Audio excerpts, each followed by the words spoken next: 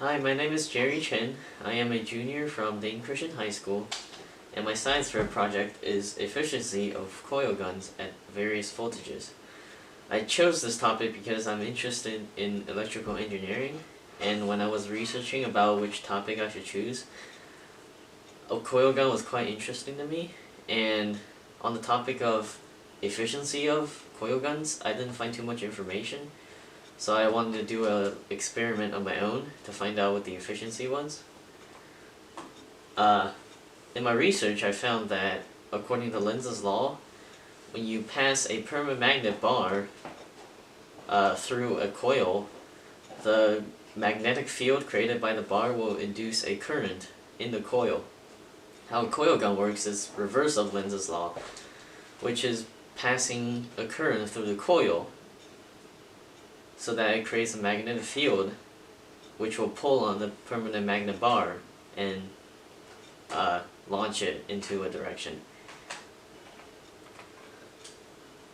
My hypothesis was if I change the voltage that's being passed through the current, then the velocity of the projectile coming out of the coil will be at different velocity, because strength of the magnetic field created by the coil depends on the current being passed through the coil. And my controls were the projectile, which was a 0.8 centimeter by 3 centimeter long steel rod. This was the coil that I used. This has 135 turns. It's a PVC pipe with enameled copper wire around it, wrapped around, and the inductance of this coil is 349.6 microhenries. And the only variable in this experiment was the current being passed through this coil. My setup was I had a capacitor bank. That's where I store the energy of where amount of current passing through the coil, so I can control how much I charge the capacitor bank and discharge it.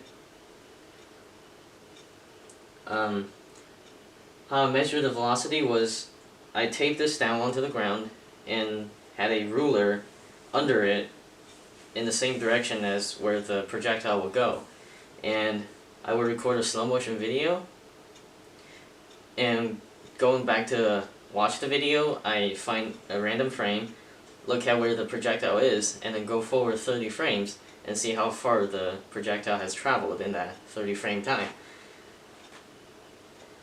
I did that from 20 volts to 60 volts in 5 volt intervals, and running 4 trials each and finding the average.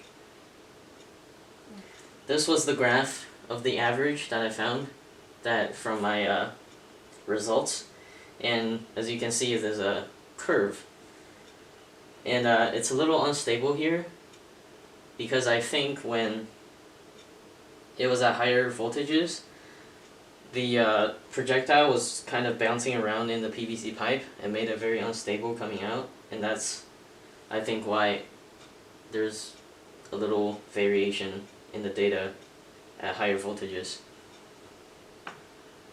And this is a picture of my setup.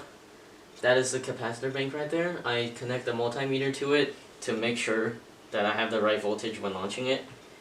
And that's the picture of my voltage regulator charging the capacitor bank. This is a picture of an oscilloscope. We monitored amperage with an oscilloscope. I measured about 15 amps when discharging, but right before discharging the capacitor bank.